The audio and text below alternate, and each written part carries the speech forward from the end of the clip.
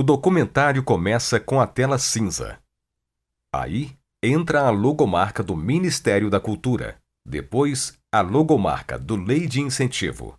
Em seguida, as marcas dos patrocinadores Copasa e Marte Minas. Para fechar a abertura, realização Associação Turística e Cultural Minas Gerais e sua logomarca.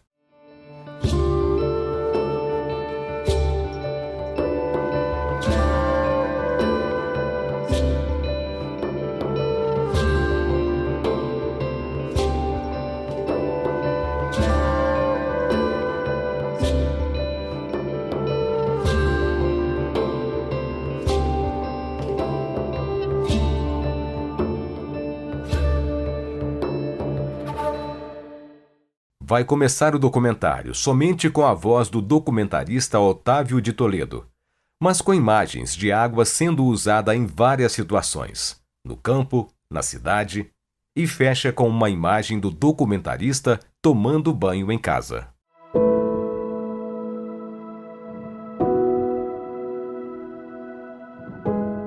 Água, elemento essencial para toda a vida na Terra. O que seria de nós sem ela?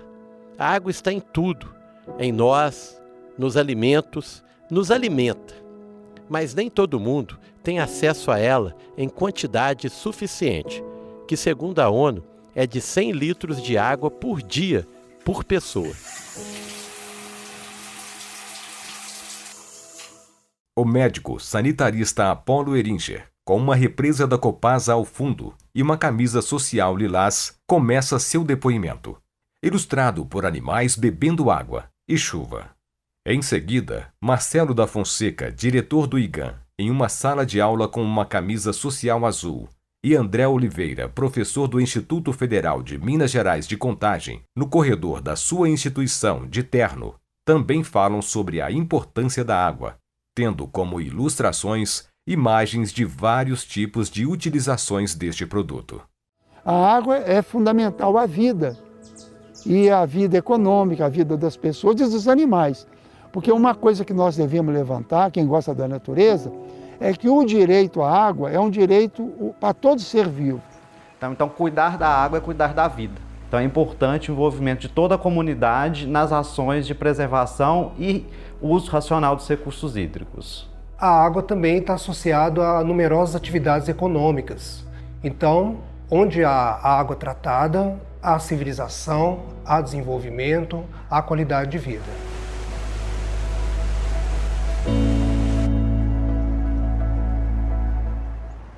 Otávio de Toledo vai fazer um resumo do filme e tudo será ilustrado com imagens das barragens da Copasa e de pessoas utilizando água. Capítulo 1 – Sistema Paraopeba. Eu sou Otávio de Toledo, jornalista e documentarista. Viajo por diferentes lugares há mais de 20 anos, registrando a cultura, as tradições e a natureza desses locais. Sempre me preocupei muito com a água em nosso planeta.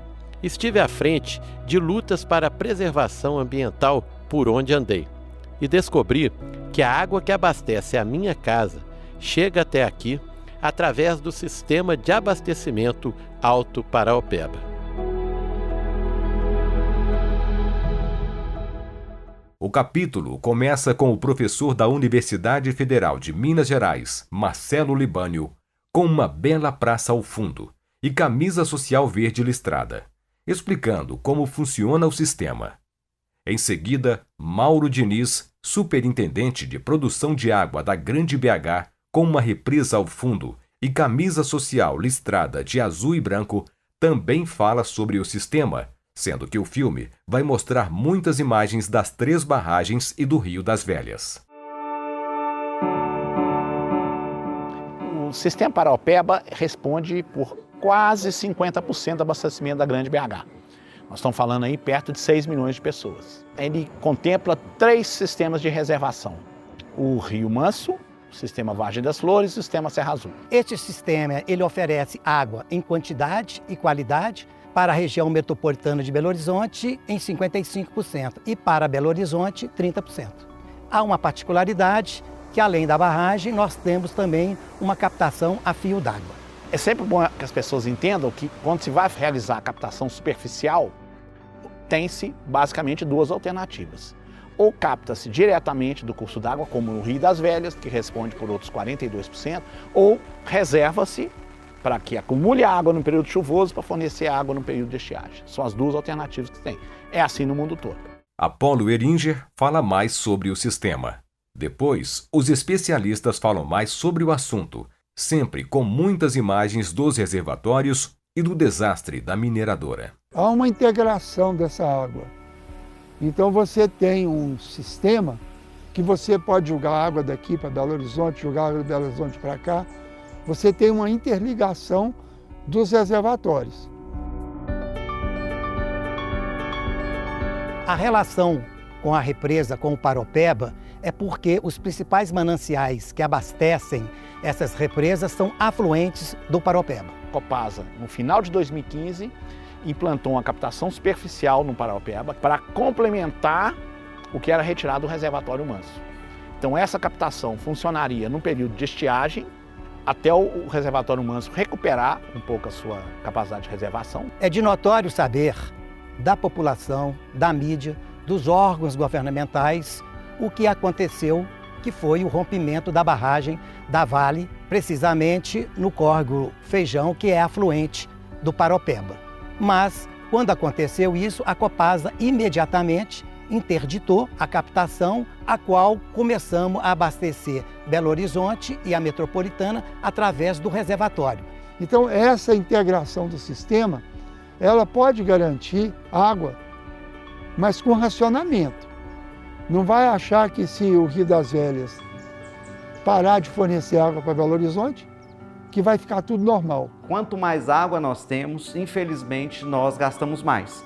Então, quando a gente está numa região como Belo Horizonte, que tem um serviço de abastecimento de água, né, para toda a população, na sua grande maioria, há uma tendência de gastar um volume maior de água.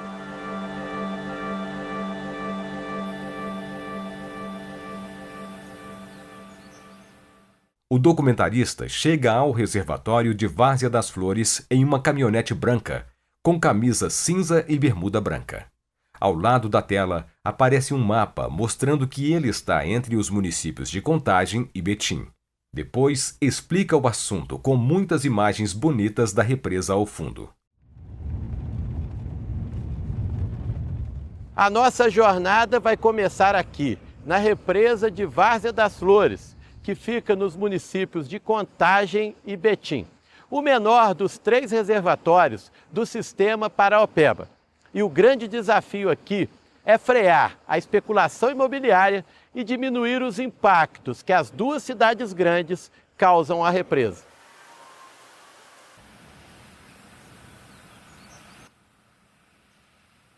O técnico de meio ambiente da Copasa, Douglas Alves, com barragem ao fundo e camisa azul em um belo dia de sol, fala sobre a história da represa.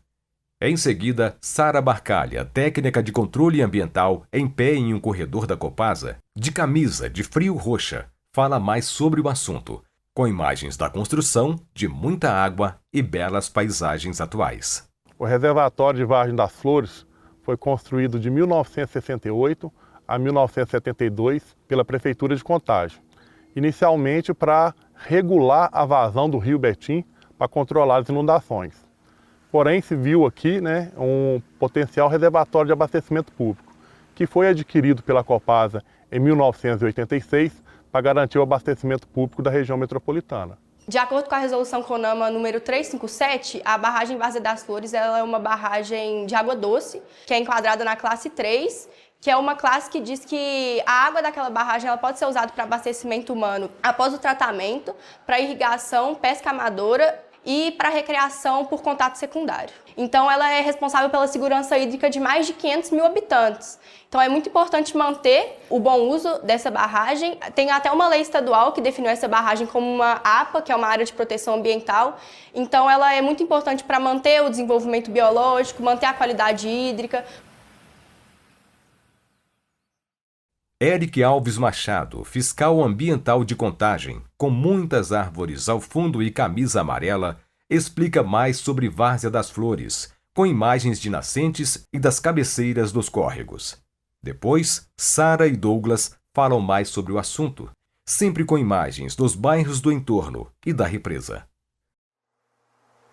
A ocupação urbana, a urbanização desenfreada, parcelamentos irregulares, invasões, têm prejudicado as cabeceiras desses córregos, a cabeceira que são as nascentes, então a vazão de água tem diminuído progressivamente. Então ações de mobilização e fiscalização para evitar essa ocupação irregular, na minha visão, tem sido um grande problema em relação ao sistema de abastecimento e à represa de Várzea das Flores. A represa Várzea das Flores ela é muito importante para a população, principalmente após o rompimento da barragem de Brumadinho, que poluiu o rio Paraopeba.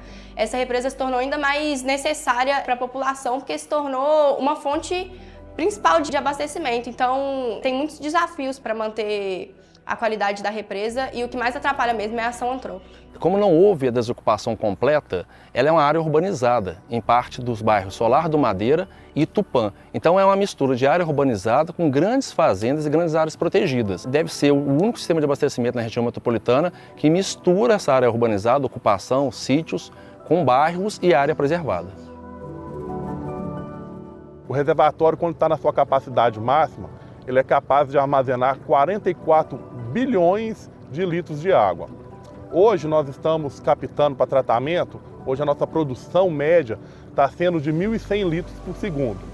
Isso consegue abastecer 600 mil pessoas por dia, representando 7% do abastecimento total da região metropolitana. E para entendermos melhor o que acontece no entorno da represa Várzea das Flores e que acaba impactando na qualidade das suas águas, vamos conhecer agora os municípios de Contagem e Betim. O documentarista chega à Contagem na caminhonete branca, com camisa lilás e bermuda cinza, e fala o texto a seguir em frente às casas antigas que sobreviveram no centro da cidade. Tudo ilustrado por desenhos de fazendas antigas de Contagem.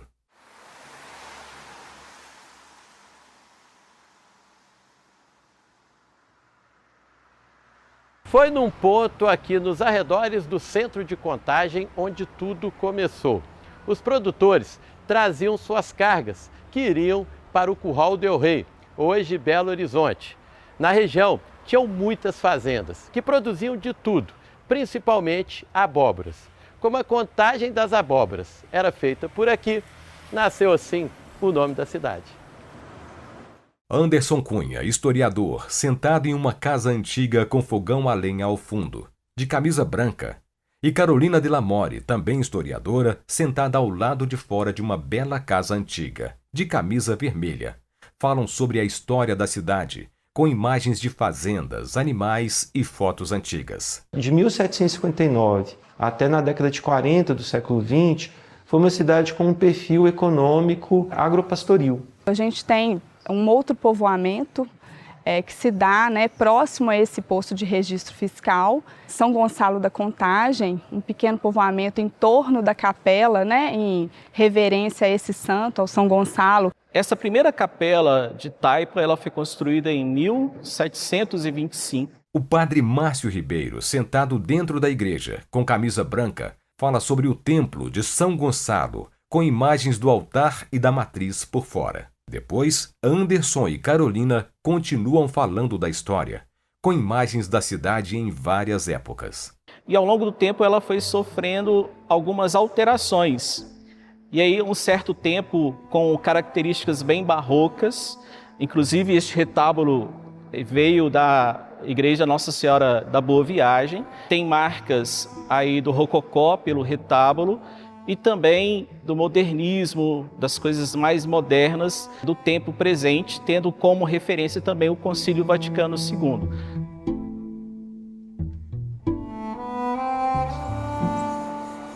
E a gente tem um boom de desenvolvimento a partir dos anos 40, quando inicia-se aí o processo de construção da cidade industrial, que é um grande marco do desenvolvimento da cidade e também do estado de Minas Gerais, Nós tínhamos, neste momento, dois grandes distritos que dividiam a cidade, o distrito sede e o distrito do Parque Industrial, com características muito distintas. A sede ainda com os casarões antigos, que ainda lembravam uma certa arquitetura colonial, e a cidade industrial com aquela imagem clássica das grandes indústrias, das chaminés, da fumaça, né, dos caminhões, das ferrovias. Com as fábricas vem também muita gente para a cidade, né? Muitos trabalhadores em busca de novas oportunidades. Daniel Márcio, produtor rural, com uma casa antiga azul ao fundo, com camisa azul. Fala mais da cidade, com imagens do parque, de crianças brincando e áreas verdes. Os contagenses, eles gostam muito de parque. A gente tem o Parque Fernão Dias aqui em Contagem, que sempre foi um parque que todo mundo sempre foi. Eu, por exemplo, passei a infância no Parque Fernão Dias.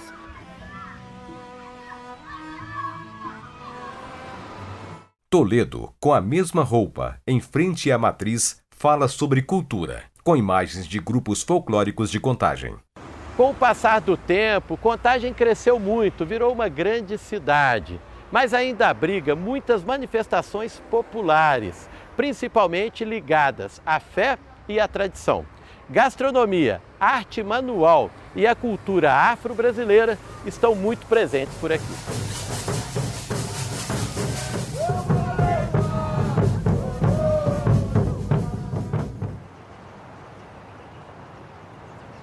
Esta matéria começa com uma imagem aérea dos Arturos, comunidade quilombola de Contagem, com o produtor cultural Jorge Antônio dos Santos, sentado dentro da Igreja do Rosário.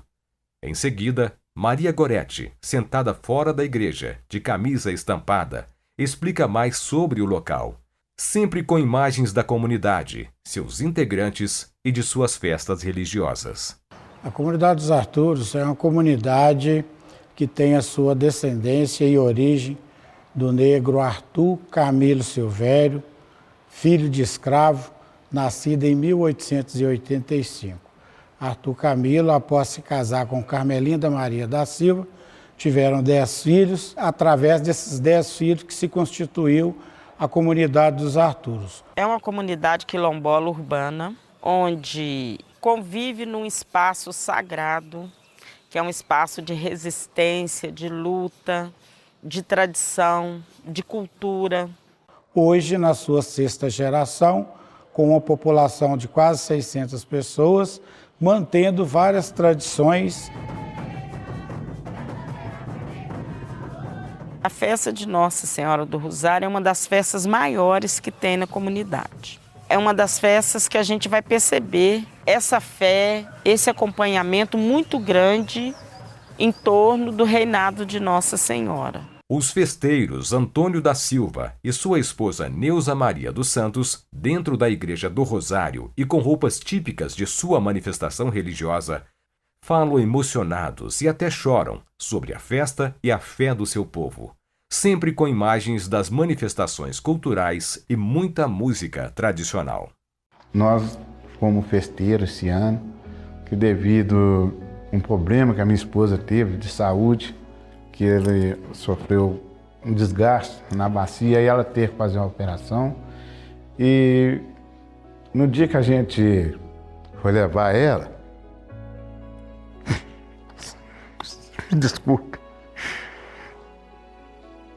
a gente tirou ela de dentro de casa, dentro do lençol. E da situação que ela ficou, a gente não tinha esperança dela voltar a andar. E graças a Deus, graças à minha fé e à fé da comunidade, a cirurgia dela foi um sucesso e ela voltou andando. Eu tive bem ruim mesmo. Aí eu tive que cumprir a promessa os 3 dias da festa. E eu achei que eu não ia dar conta, mas graças a Deus eu dei conta de ir voltar os 3 dias. Jorge e Maria Goretti falam sobre a importância da comunidade. A matéria termina com imagens da Igrejinha do Rosário. Para mim, a comunidade hoje é a minha família, não tem como ser diferente. Eu faço questão de frisar a questão da luta, né, da população negra, que ainda é muito grande, que a gente tem muita coisa ainda para vencer aqui nesse país.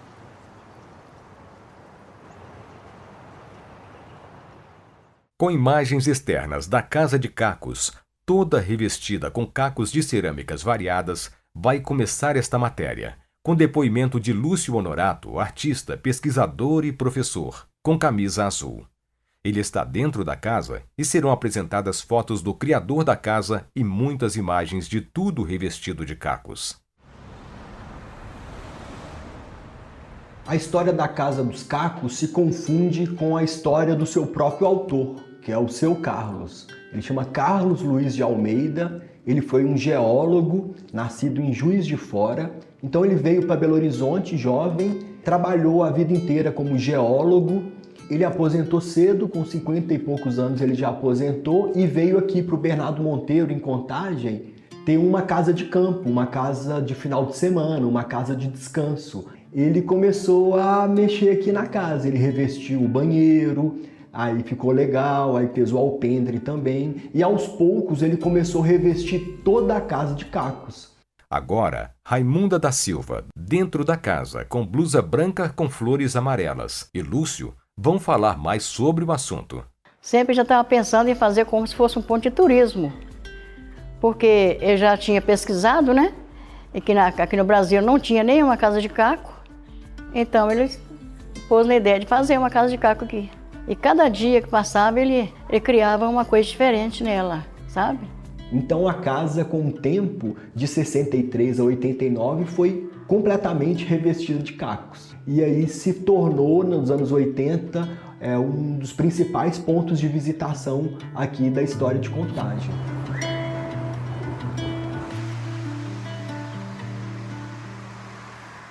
Com imagens do Festival Gastronômico, Sinara Alves de Oliveira, assistente social, com camisa azul do festival, vai contar a história da festa.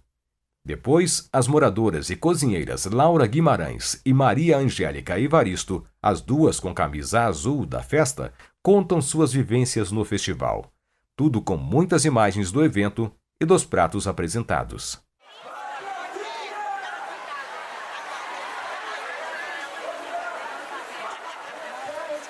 O Festival Gastronômico das Abóboras surgiu há 15 anos. A intenção era utilizar a abóbora como ingrediente principal, fazendo essa relação aí com a história de Contagem. Eu gosto de abóbora, eu faço aquele caldinho de abóbora. Tem um que chama kibebe, que é feito com creme de leite, ou frango. Aí vem a carne e vem o gosto da pessoa, né? A gente se prepara para isso, né? Então é o momento auge assim do festival, apresentar o prato pronto, né? Sabe, a gente descobre, inclusive, que a gente tem potencial, que a gente consegue, que a gente cria, que a gente não cansa. E a banda Era Musical, com certeza, foi tantas emoções, viu? Otávio de Toledo agora segue com a caminhonete para Betim, com camisa cinza e bermuda branca, com um mapa mostrando o local ao lado, e faz a apresentação da cidade.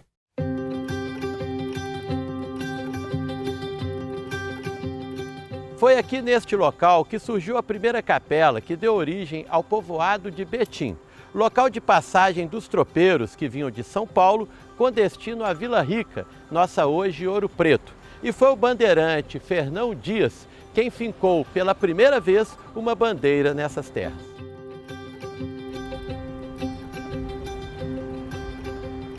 Na Casa de Cultura, uma construção antiga de Betim, as historiadoras Ana Cláudia Gomes, de camisa preta sem manga, Otília Salles, com blusa estampada, e Adriana Araújo, esta na frente da Igrejinha do Rosário de Betim, com camisa azul e branca, começam a falar sobre a história da cidade, sempre com desenhos lembrando as fazendas, passagens antigas e imagens da atualidade e das casas antigas.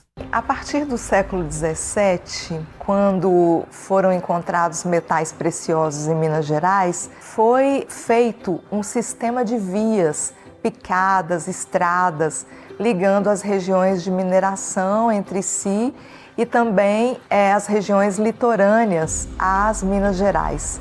Betim está justamente no caminho, na passagem desse ciclo minerador, mais precisamente entre a vila de Pitangui e a vila de Sabará. O primeiro registro que nós temos documental é de 1711, que é a Carta de Sesmaria do Betim, que foi uma petição feita por José Rodrigues Betim para estar ocupando esse espaço que, segundo a carta, os documentos da época, já se falava que desde o final do século XVII, essa família já ocupava esse espaço aqui.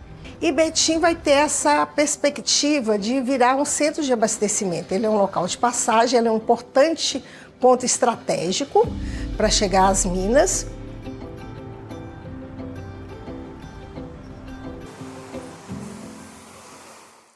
Com imagens da ferrovia, do comércio, das cerâmicas, das rodovias Fernão Dias e BR-262, da refinaria Gabriel Passos e da Fiat, as historiadoras continuam falando do passado de Betim. Isso permaneceu mais ou menos nesse perfil até 1910, quando então foi implantada a ferrovia, estrada de ferro oeste de Minas. Vão começar a ser instalados as áreas comerciais, os equipamentos, né? Porque o trem que para nessa estação e a vida da cidade então toda vai ser desenvolvida para o lado de lá. E ela melhorou as condições de escoamento da produção da nossa região e atraiu mais produtores para próximo dos caminhos. Então isso fez com que aumentasse o arraial. Em 1940, nós começamos a ter as primeiras indústrias, que eram cerâmicas, produtoras de refratários, e também tínhamos beneficiamento da argila, das pedras, das areias. E este processo se intensificou a partir dos anos 1960, 1970, quando o território de Betim foi escolhido para ser um polo industrial. Então, primeiro chegou a rodovia Fernão Dias, que fez parte desse planejamento, foi inaugurada em 1959 e logo depois, em 1968, a refinaria Gabriel Passos da Petrobras foi instalada no nosso território. Depois, nos anos 70, nós vamos ter a implantação da Fiat, que vai ser o grande marco aí dessa questão dos distritos industriais de Betim. A Fiat vai vir e vai trazer várias outras indústrias satélites e Betim vai tornar-se aí um grande polo industrial da região metropolitana. Em frente à Casa de Cultura, a construção mais antiga de Betim, uma casa branca com janelas e portas azuis, o documentarista com camisa cinza e bermuda branca vai falar da cultura da cidade. Desde o tempo dos bandeirantes, essa gente nunca escondeu as suas raízes e sempre manteve as tradições. Povo guerreiro e de muita fé. Somente assim foi possível prosperar por essas terras, mas sem nunca abandonar a sua história, a sua memória.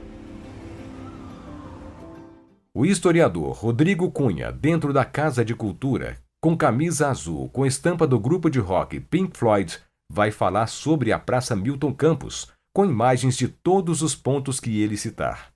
Muitas cenas aéreas e terrestres. O complexo Praça Milton Campos, ele está localizado na região central de Betim, na Praça Milton Campos, que é um espaço muito simbólico para a cidade.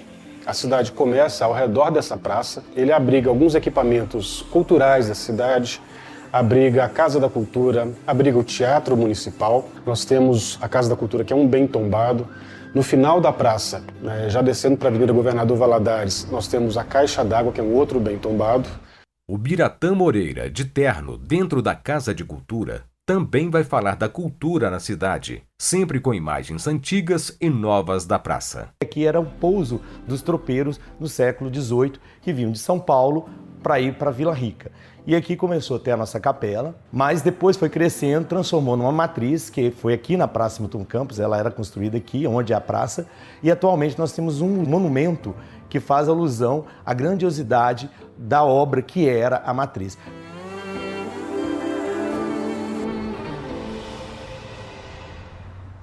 Otávio de Toledo segue para a represa de Serra Azul em sua caminhonete, sempre com um mapa a mostrar o deslocamento no canto da tela. Agora ele está em frente a esta represa, com calça bege e camisa rosa.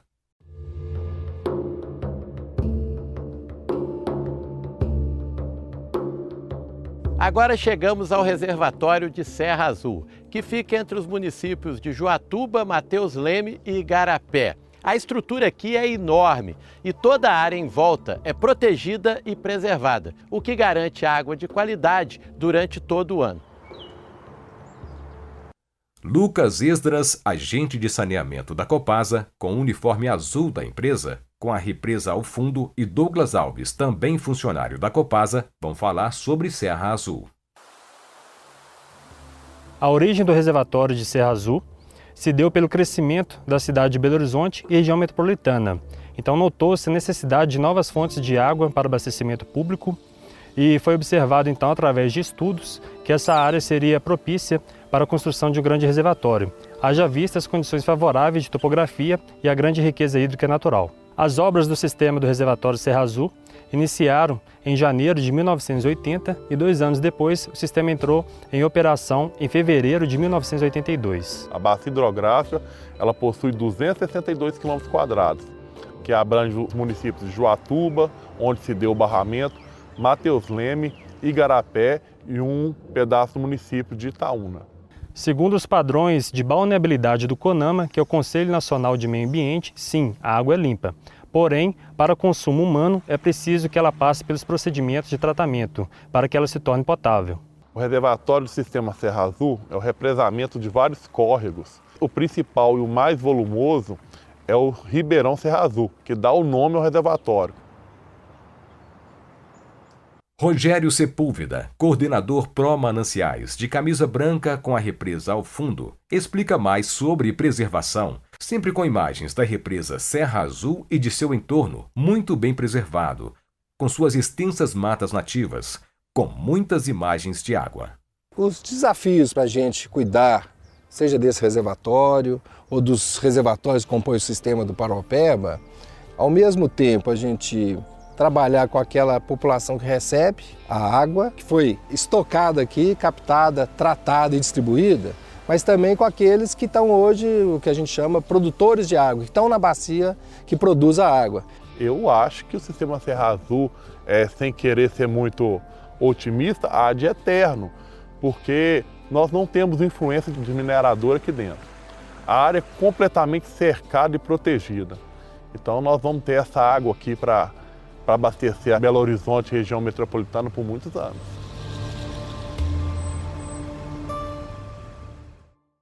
Toledo agora vai para Juatuba conhecer as cidades do entorno da represa de Serra Azul. Ele está de camisa e bermuda azuis.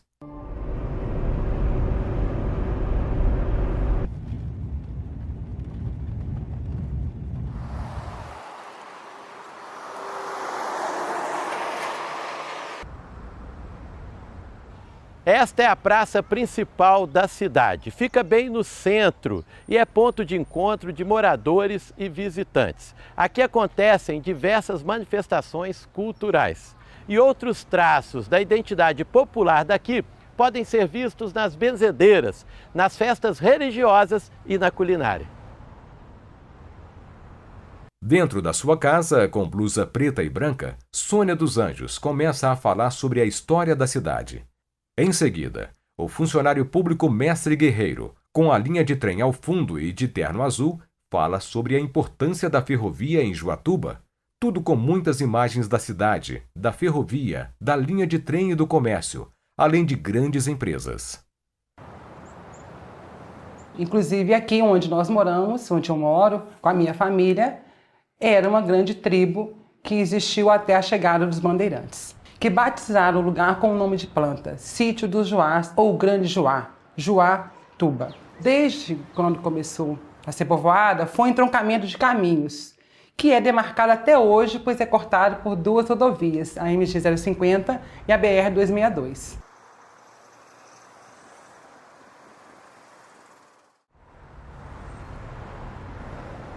Hoje a rede ferroviária é um bem tombado a nível nacional. Essa rede ferroviária, no passado, ela foi palco do nosso comércio local. Ela foi palco de trazer o comércio todo que passava, de madeira, do carvão, as coisas que passavam aqui por Juatuba. O nosso perfil econômico hoje da cidade é através do comércio e também das empresas que se instalaram em Juatuba. Hoje nós temos empresas aqui em Juatuba que fazem vacinas, temos empresas que trabalham com peças automotivas, temos a Ambev, que é a Brahma, e essas empresas que fazem a renda per capita do nosso município com os moradores.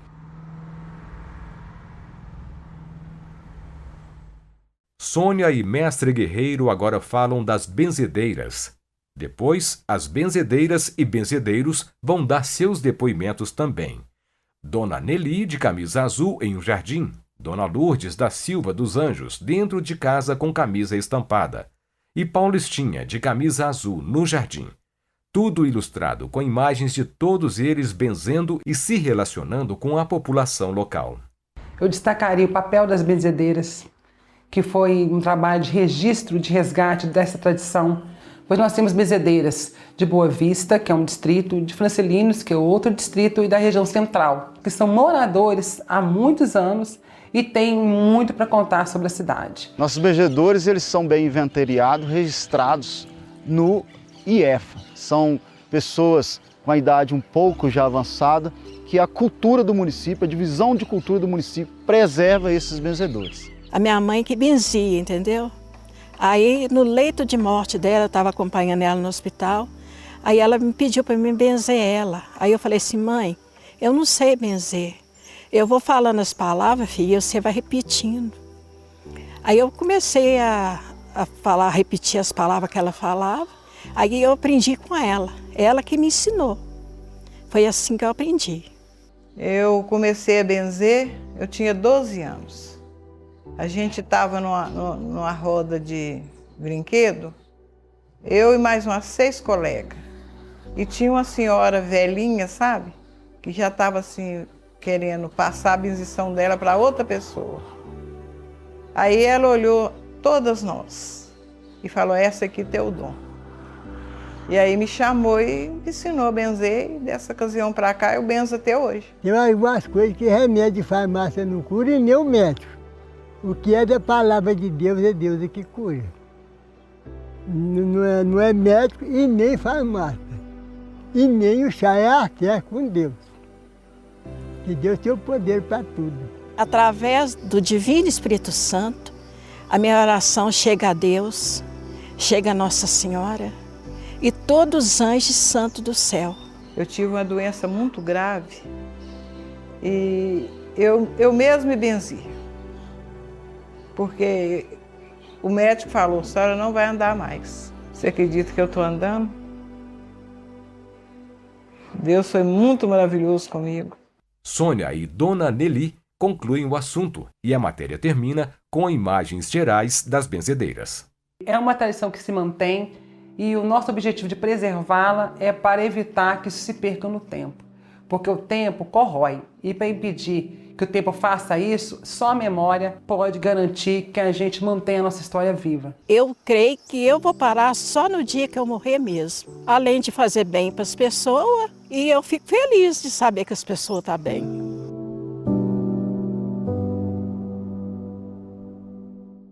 O documentarista Otávio de Toledo agora está no alto da Serra do Elefante, de camisa rosa e bermuda branca, com muita mata ao redor. Uma das reservas naturais mais importantes do sistema Paraopeba é a Serra do Elefante, que fica aqui, entre Mateus Leme e Joatuba. Só que ela corre sérios riscos por causa da especulação imobiliária e, por isso, merece toda a nossa atenção. A ambientalista Cleide Nilza, presidente da Associação Serra do Elefante, de camisa branca com logomarca da ONG, em um ponto lindo da área de proteção, vai falar sobre meio ambiente. Matérias ilustradas por imagens lindas da serra, com muita mata e áreas preservadas. A Serra do Elefante Mateus Leme está localizada na porção centro-oeste da região metropolitana. Sua formação geológica está inserida dentro do subgrupo do Rio das Velhas. E sua formação geomorfológica, compreende hoje aí uma formação bem antiga, mas que não está ligada em nenhuma das grandes serras, formações geográficas importantes de Minas Gerais, como Serra do Curral. Ela está bem isolada, embora próxima, mas isolada destas formações. O brigadista Alexandre Araújo, com camisa do seu grupo de combate a incêndios florestais, com a serra ao fundo, continua explicando as características do local. Nesta hora, aparecem imagens e desenhos mostrando que a serra parece um elefante e outras de nascentes limpinhas e horizontes lindos. A Serra do Elefante ela é dividida entre 2 municípios, né? Tem uma parte em Mateus Leme e uma parte em Joatuba. Ela ganhou esse nome de Serra do Elefante porque, dependendo do ponto da cidade que você tiver, você vai enxergar direitinho um elefante deitado. Então, ela ficou popularmente conhecida como Serra do Elefante. Os recursos hídricos da Serra do Elefante, eles são bastante importantes porque ela está inserida na bacia do São Francisco, na subbacia do rio Paraupeba. Então, ela tem essa importância hídrica de recarga. Nessa serra, nós já conseguimos identificar 38 nascentes. Algumas nascem bem pouca água, outras nascem com uma abundância maior, como das cachoeiras. No início da cidade, a cidade era abastecida com a água da Serra do Elefante. E o topo da serra tem hoje 1.280 metros de altitude. A serra possui também ainda reservas minerais importantes, uma vez que inclusive já foi minerado muito aqui o ouro. Uma dessas reservas é a água mineral, que é captada aqui. Aliás, é o único tipo de mineração que é desenvolvida na Serra do Elefante. A Serra do Elefante ela é protegida por um decreto que abrange apenas 807 hectares, então não dá 1/3 da área total dessa serra.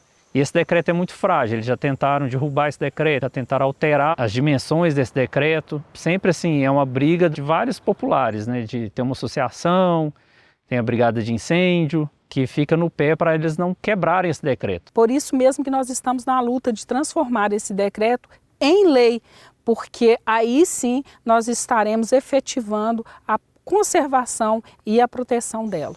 A serra acabou virando esse patrimônio histórico, cultural, econômico, muito importante para a comunidade em si.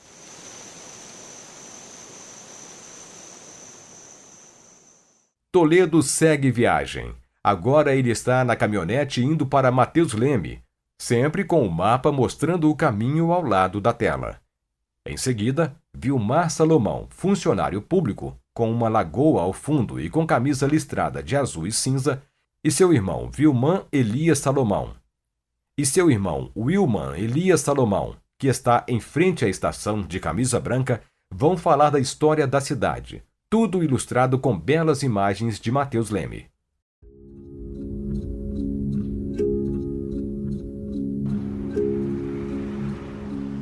Os relatos que a gente tem é que uma expedição dos bandeirantes, saíram de São Paulo, vieram para cá.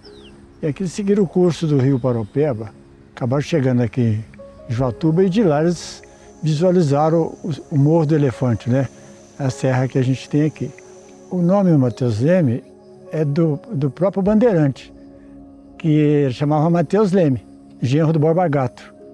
Ele que ficou responsável por explorar essa mina aqui na Serra do Elefante.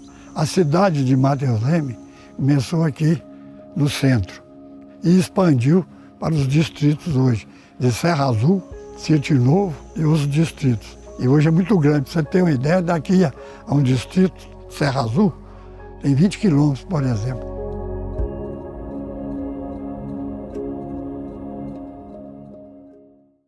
Newton Marcelino de Oliveira, advogado, em um ateliê lindo, com camisa azul, continua falando da história da cidade, sempre com imagens de Mateus Leme, aéreas e terrestres, de indústrias e comércio. Mateus Leme teve seu desenvolvimento maior após a emancipação do distrito de Joatuba, que ocorreu em abril de 1992. Lá era instalada a maior indústria do município. E com a sua emancipação, Mateus Leme perdeu mais de 90% da sua renda. Passou por alguns anos de dificuldade financeira, vindo posteriormente várias indústrias de autopeças ligadas à Fiat. Com isso teve um desenvolvimento maior, aumentou o comércio, indústria e também mineradoras, agricultura e a pecuária. E uma das atrações que nós temos aqui é a Igreja Matriz de Santo Antônio, construída pelo Elejadinho. Ela é toda de pedra. Foi iniciada em 1666, inaugurada em 1790. E também hoje, Mateus Leme, com suas festas folclóricas, culturais e religiosas, acaba atraindo muitos turistas e com isso traz renda e gira dinheiro no município de Mateus Leme.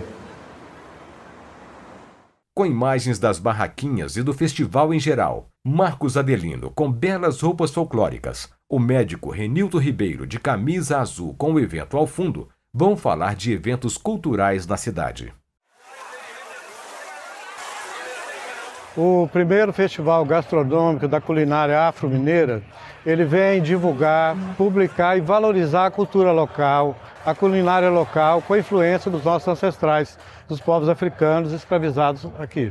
E assim o município tem feito várias ações, como festivais, encontros e também juntamente com a Secretaria de Educação, fomentando a referência afro do nosso município, em Minas Gerais e no Brasil.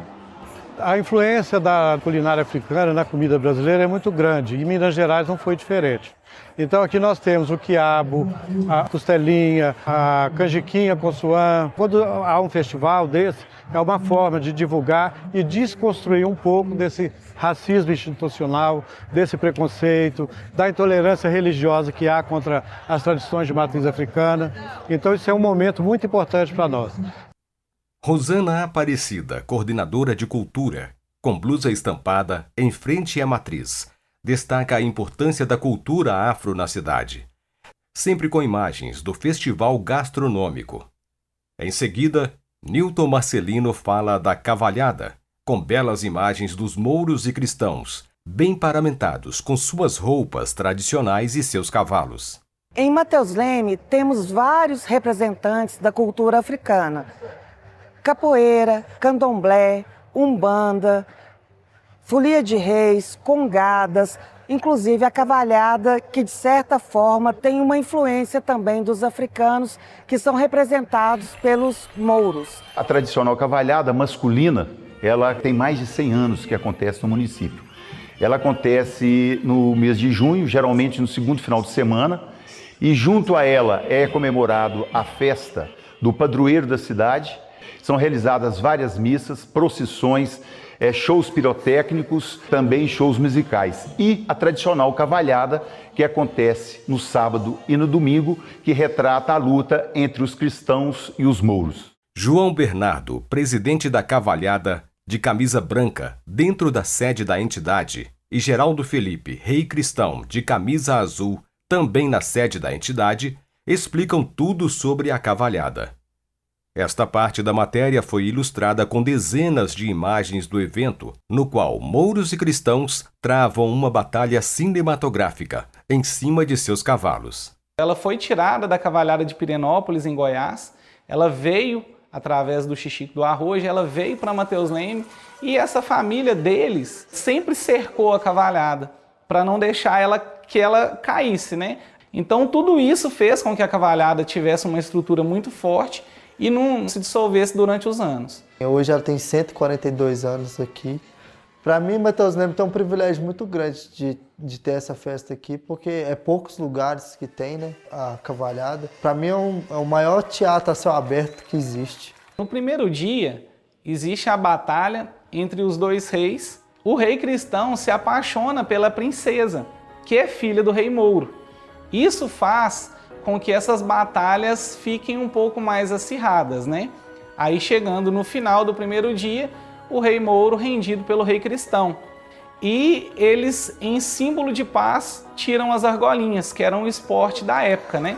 Aquilo ali num ritual de paz. A oportunidade foi minha de ser rei, aí eu falei assim, não. Então assim, foi uma surpresa bem grande, né? Até principalmente pro meu pai, pra minha mãe, que são os que mais me apoiam, né? Já a encenação do domingo, que é o segundo dia da cavalhada, no domingo o rei mouro se arrepende da paz que foi feita com o rei cristão e fala que ele ter roubado a princesa, que foi uma afronta a ele e que a batalha prosseguia ali. Então teve o segundo dia de batalha. Só que nesse segundo dia de batalha a princesa já tinha se convertido.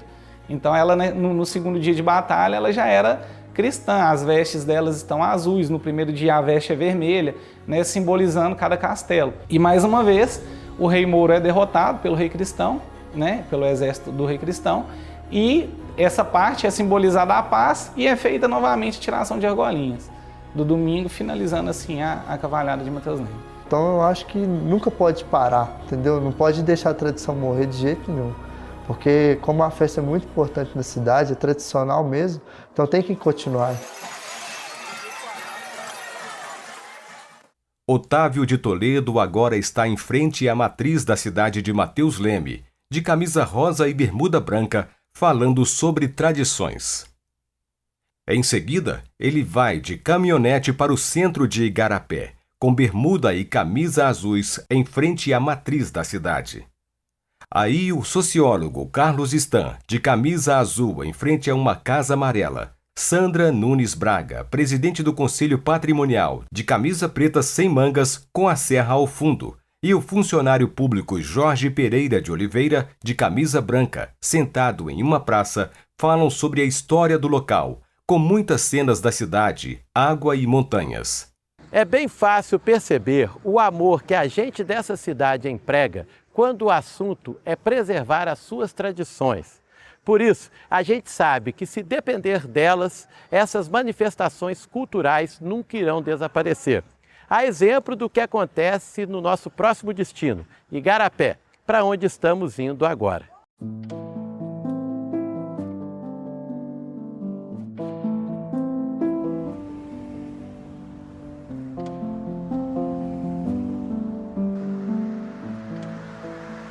Agora estamos bem no centro de Igarapé.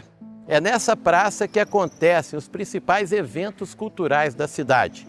E por aqui também passam os devotos de Santo Antônio, que vêm à Igreja Matriz confirmarem a sua fé.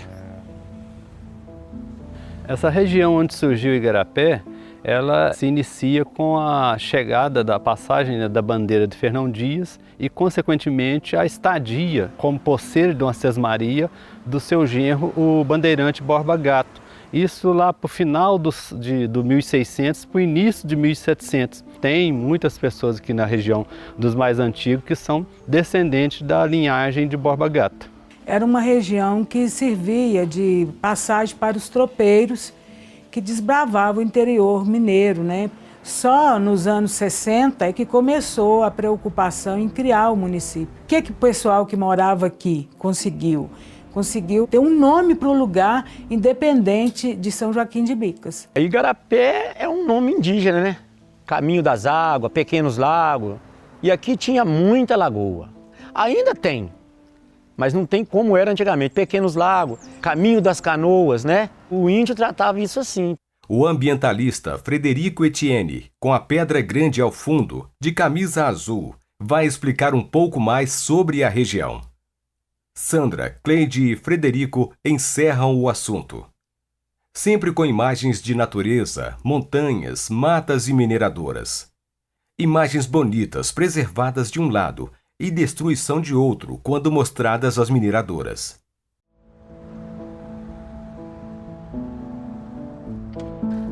A Serra do Itatiaia-Sul, ela está localizada aqui na região metropolitana de Belo Horizonte e é uma divisa intermunicipal, né? O município de Igarapé, o município de Itatiaia-Sul e o município de Mateus Leme é que dividem a serra. Ela é uma sequência, né, do quadrilátero ferrífero, pertence à Serra do Curral, uma extensão da Serra do Espinhaço. Então a nossa região aqui tem muitos minerais, né, de boa qualidade. Portanto, nós temos diversas mineradoras na região. Então, essa formação de minério nessa altitude é que facilita geologicamente a formação dos lençóis freáticos dessa grande região. O solo de canga do mineral, ele facilita a água a entrar para a terra. Inclusive, abastece, né, Belo Horizonte através do sistema Serra Azul, da Copasa. Esse sistema ele é importantíssimo. Eu acredito que nós de Igarapé, Itatiaia-Sul, Mateus Leme, nós temos esse dever social, ambiental, econômico de trabalhar com preservação daquelas nascentes lá, embora exista uma mineração intensa. Então é uma região muito importante para nós com a condição hídrica. Inclusive o nome da nossa cidade, né, se refere às nascentes que existiam, né, no passado e que hoje estão deixando de existir por conta da atividade minerária. Nós já temos o tombamento cultural, histórico, turístico da Pedra Grande em si, mas toda a serra ela é protegida, né, pela lei orgânica do município, além do decreto estadual da APE, Área de Proteção Especial, e também da APA Municipal de Igarapé. A segurança ambiental dos recursos hídricos aqui é de fundamental importância para continuar fornecendo essa água para a região metropolitana de Belo Horizonte. Carlos Stan e Dona Maria do Sindicato, na praça, de blusa azul, e Maria Ubalda, presidente da Associação das Mestras, de camisa branca, em um espaço interno de culinária, explicam o Festival Gastronômico Igarapé Bem Temperado. Tudo isso ilustrado com imagens do festival na praça principal da cidade, com muitos pratos típicos e muita gente. A criação do Igarapé Bem Temperado é o que dá o gatilho de disparo de todo esse movimento da culinária aqui na região de Igarapé. Em 2005 iniciamos, com o apoio da prefeitura, do comércio local, muito timidamente, mas ao longo do próprio processo de construção do festival eu fui aprofundando, fazendo uma imersão nessa temática e buscando mais conhecimento nessa área. Quando surgiu a ideia do Igarapé Bem Temperado, ele abriu as inscrições para quem quisesse apresentar as receitas. Aí eu corri logo, me inscrevi e apresentei a minha receita. Primeiro tem que ter amor pela cozinha, pelos ingredientes que você vai ali no quintal, colhe aquilo e leva para fazer. Mas o primeiro ingrediente é o amor. Você tem que ter pela cozinha. Durante o tempo que eu estou preparando, eu fico toda empolgada, sabe? Aí eu arrumo minhas roupinhas, minhas coisas, preparo os negócios tudo direitinho. E na hora de apresentar, eu me sinto assim, sabe? Gente, é tão gostoso, a gente não sabe nem como avaliar. Mas eu amo fazer isso. Isso me faz tão bem, você nem imagina.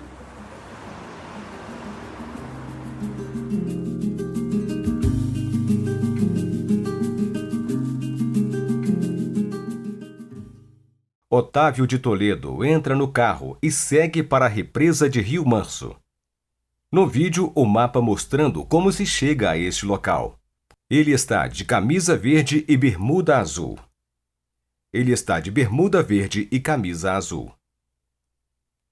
Em seguida, Cleison Moraes, técnico de meio ambiente da Copasa, de camisa azul da empresa, com a represa ao fundo, e Pedro Paulo, de camisa branca com muitas matas ao fundo, falam de Rio Manso, sempre com imagens das 3 barragens. Este é o maior lago do sistema Paraopeba. Ele é monitorado 24 horas pela Copasa, que também é responsável pelo seu alto índice de preservação. Aqui não é permitido acesso às pessoas, somente em casos especiais, para registros e estudos.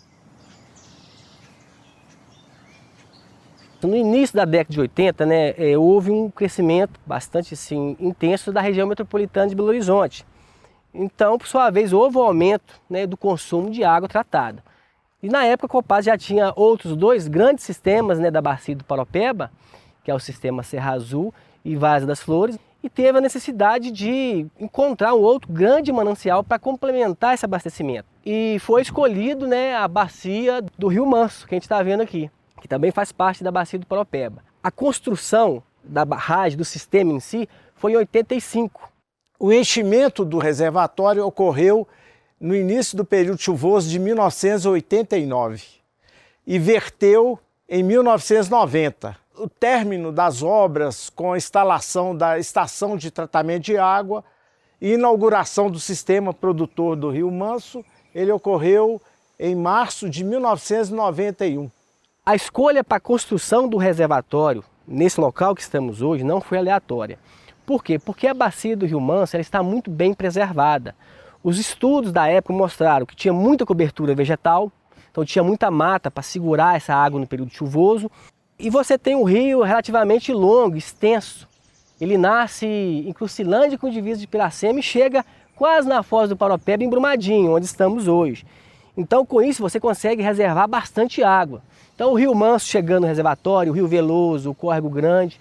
E com isso a gente conseguiu armazenar água em qualidade e em quantidade. O entorno desse reservatório abrange uma área de 92 quilômetros quadrados, ou seja, 9.200 hectares, para proporcionar a melhor qualidade da água.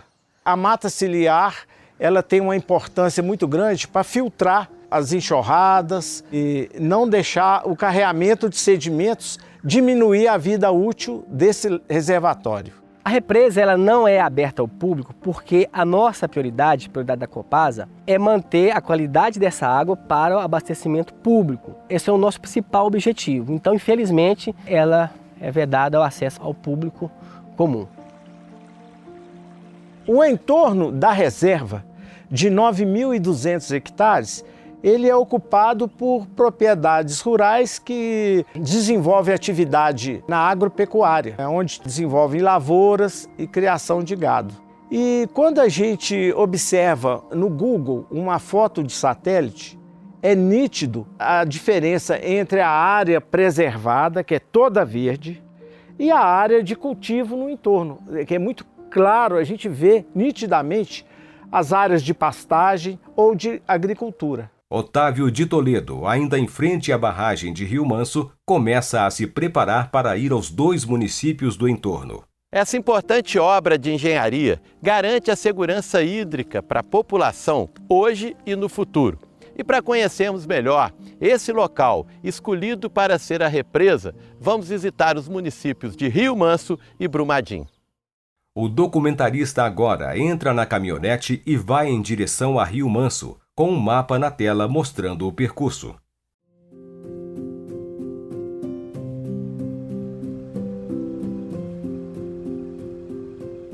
Agora estamos bem no centro de Rio Manso, cidade típica do interior de Minas. O tempo aqui parece passar mais devagar. A padroeira é Santa Luzia. Milhares de pessoas vêm todos os anos pedirem proteção à Santa dos Olhos. Outras manifestações culturais, aqui da sede e do distrito, ajudam a perpetuar tradições de geração em geração. Emerson Carmo, funcionário público, com uma bela casa ao fundo, de camisa branca, e Adair dos Santos, de camisa azul, com a lagoa ao fundo, vão falar da história de Rio Manso, sempre com imagens das montanhas e da cidade, aéreas e terrestres.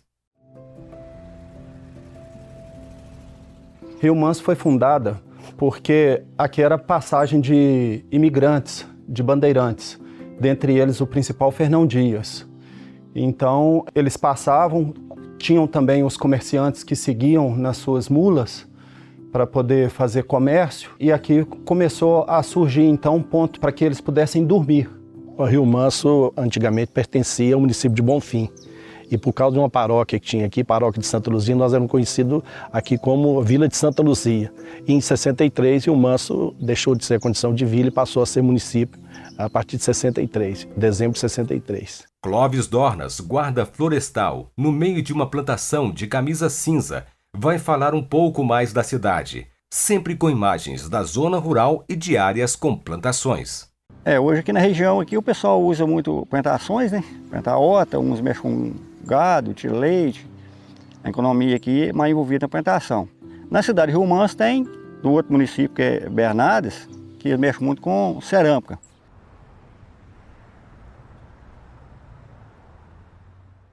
A advogada Aline Gato, de camisa branca com listras azuis, dentro do museu, e Sãozinha Barcelos, funcionária pública, que está de blusa preta em uma bela praça, falam sobre a cultura da cidade, sempre com imagens de missas, celebrações e festas tradicionais. Bom, Rio Manso é uma cidade bem festeira e a gente tem várias manifestações culturais e festas populares aqui na cidade. Até porque nós temos a sede do município e temos várias outras localidades que também têm as suas festas tradicionais. A mais importante é a festa de Santa Luzia. Começa no 1º de dezembro e vai até o dia 13. É a festa onde a população toda se mobiliza. É barraquinhas, missas. Toledo, de camisa azul e calça verde, em frente à igreja de Souza, explica que a barragem fez muita gente sair de casa. Em seguida, Emerson Carmo, Clóvis Dorna e Adair dos Santos falam mais sobre o assunto, sempre com imagens antigas da Cachoeira dos Antunes e do Novo Souza. Ele está de calça verde e camisa azul. Agora estamos no distrito de Souza. Aqui pertence ao município de Rio Manso. E para cá foram trazidas muitas pessoas para a construção do lago. A gente sabe que elas continuaram aqui suas vidas, mesmo com tanta saudade das casas antigas. Mas no fundo, todas sabem que fizeram um sacrifício individual familiar em prol do bem coletivo pela água. Rio Manso tinha uma localidade que tinha uma população muito grande, que era a Cachoeira dos Antunes. Lá produzia hortaliça, produzia mandioca e tinha também um ponto turístico muito famoso, muito conhecido, que era a Cachoeira dos Antunes. A comunidade era uma comunidade simples, pequena, mas tinha muita vantagem, muita riqueza, tinha uma bela cachoeira, era muito visitado pelo pessoal de fora. O comércio era bem assim, evoluído pelo tamanho da cidade, os comércios, tinha muito comércio e todo mundo vendia muito. Era um lugar pequeno, mas de grande riqueza. Com a vinda da Copasa e a desapropriação, a Coprasa formou aqui 2 bairros, a Cachoeira dos Antunes, que doou lotes para os moradores lá desse bairro, dessa localidade, e o bairro Piqui também, no distrito de Souza, que hoje pertence a Rio Manso. A barragem começou por volta de 88, 89 e saíram dessa região aqui mais de 700 famílias. Rio Manso, a população diminuiu. Por causa disso, teve um grande êxito de famílias que saíram da cachoeira e foram para outros municípios vizinhos.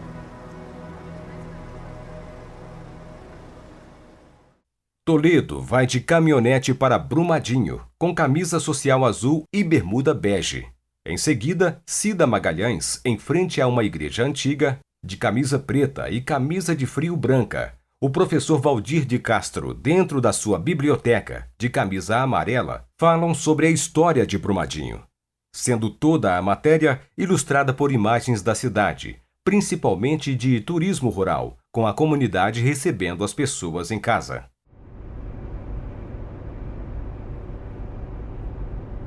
Estamos chegando ao fim de nossa viagem pelas terras do Paraopeba. Agora estamos no município de Brumadinho, local marcado pela resiliência e perseverança de sua gente. Aqui, a mesma terra que gerou ouro e riqueza produziu dor e perdas. Mas a ideia da população é esquecer tudo isso e fazer um futuro diferente, baseando-se apenas no que foi bom no passado.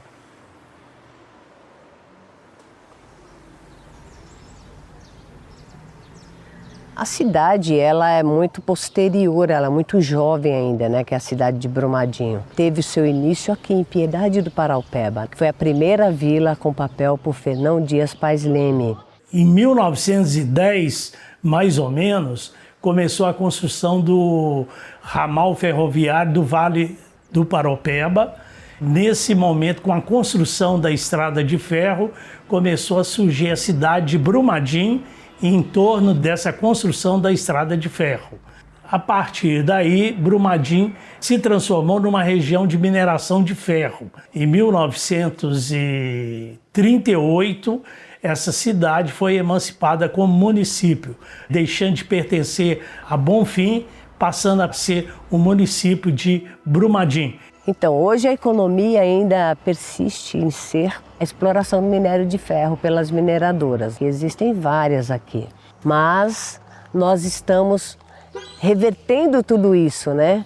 Hoje nós temos inúmeras experiências onde a comunidade, algumas pessoas abriram suas casas para que as pessoas, os turistas tenham uma imersão nessa cultura, né? Levando para o Brasil e para o mundo essas experiências.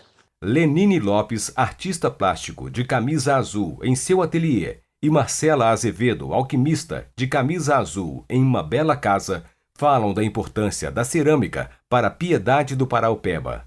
E Valdir de Castro fecha o assunto sobre a história, sempre com imagens lindas das montanhas e pontos turísticos de Brumadinho.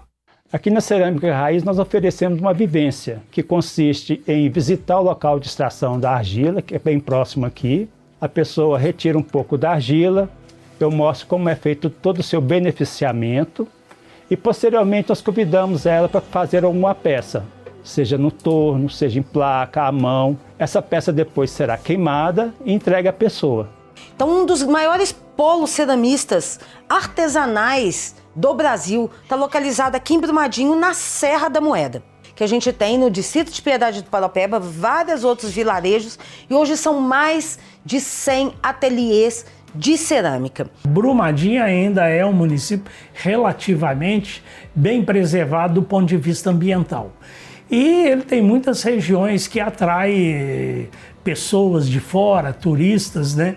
Como na região serrana do município, onde está localizada a Casa Branca, onde é uma região de cachoeira, região muito bonita. Ela possui uma estrutura de pousadas e também de restaurantes, né? E fazer boas caminhadas na Serra do Rola Moça, né? Devidamente pré-agendado. Então isso é fascinante. E é possível também vivenciar, para quem gosta de uma boa aventura, tirar os pés do chão e fazer um voo aqui de parapente, sobrevoando toda essa encosta da serra e ver um outro olhar e um outro ângulo de Brumadinho.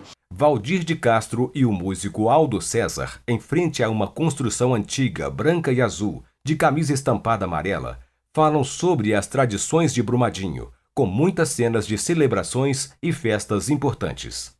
Nós temos também um calendário religioso muito ativo, o Jubileu de Nossa Senhora da Piedade, que é uma das regiões mais antigas de Minas Gerais, cuja igreja data de 1713.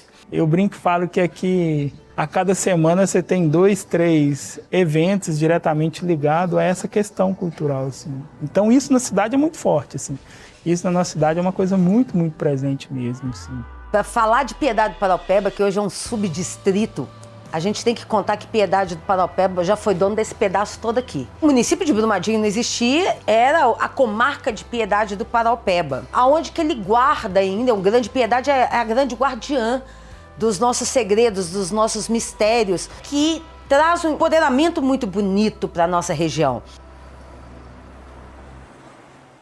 O documentarista vai de caminhonete para o Museu de Arte Contemporânea Inhotim.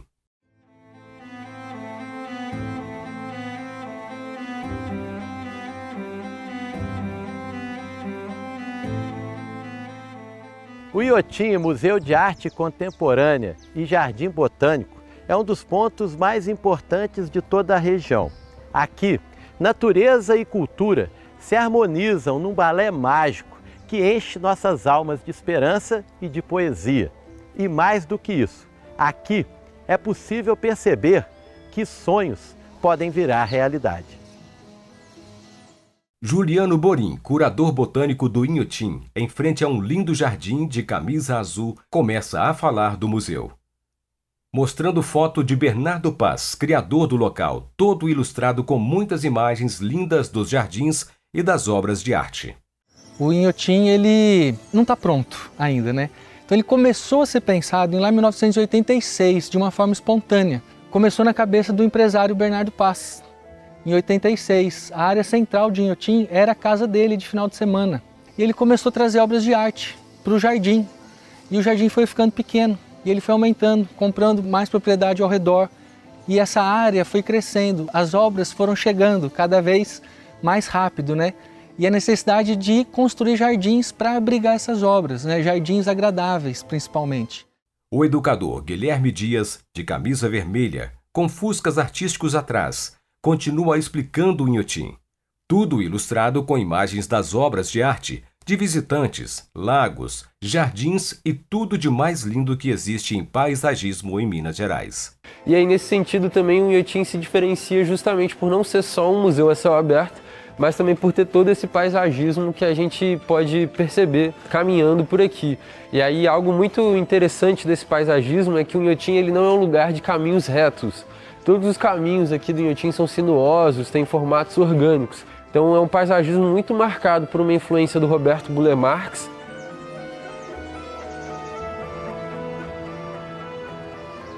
O Inhotim também está numa área super interessante em relação aos biomas. A gente está numa área de transição entre o bioma Mata Atlântico e o bioma Cerrado.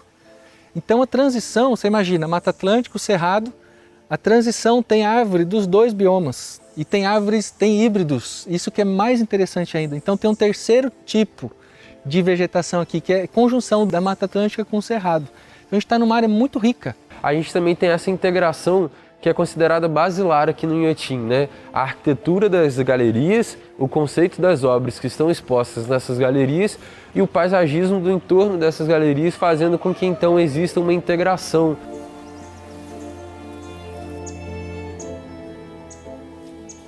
A gente está dentro do quadrilátero ferrífero, que é um dos locais que mais tem ferro no subsolo e no solo. A nossa RPPN, por exemplo, está em cima de uma jazida de minério de ferro. E a nossa intenção é poder usar essa RPPN para coletar semente, para fazer educação ambiental, para as pessoas verem a mata que cresce em cima de algum tipo de minério de ferro também. A gente pode dizer que é um acervo em constante dinamismo, que busca se atualizar. E aí, nesse sentido, para o visitante que está vindo aqui ao parque, pode ser muito interessante seguir as rotas que o Inhotim desenvolve, ou pelo menos propõe para visitação. E se você vê o Inhotim no mapa, uma foto aérea, você vê que hoje a gente é uma ilha verde e está cercado com minas aqui em volta, né? E a gente é muito grato para esse projeto estar acontecendo aqui.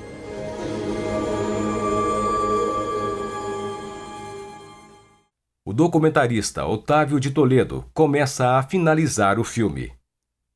De bermuda bege, camisa azul, em um lindo jardim do Inhotim, ele começa o texto, que será ilustrado com muitas imagens de nascentes, das barragens, de pessoas trabalhando pela preservação. E água, muita água. Ao final desse trajeto, que passa pelas 7 cidades, que abrigam as 3 represas do sistema Paraopeba de abastecimento de água, chegamos a algumas conclusões importantes. Vimos que a água de nossas casas é fruto de um esforço coletivo. Por aqui, o trabalho de preservação e a inteligência humana ajudaram a minimizar os impactos da estiagem. Os reservatórios se enchem de água e esperança no período de chuva, para garantirem a vida na época de seca. Porém, para que essa engrenagem funcione com eficiência, é importante a participação de todos. Salvar cada nascente que de forma resiliente ainda sobrevive à expansão das grandes cidades é uma missão coletiva. Nesse sentido, temos que poupar a água da poluição, poupar a água do desperdício, para que essas poupanças nos poupem de um futuro seco. A gente encerra esse documentário com a certeza de que cultura, água e ser humano são uma coisa só, um ligado ao outro, como os filhos à mãe. Afinal de contas, somos todos frutos dessa terra, o planeta Água.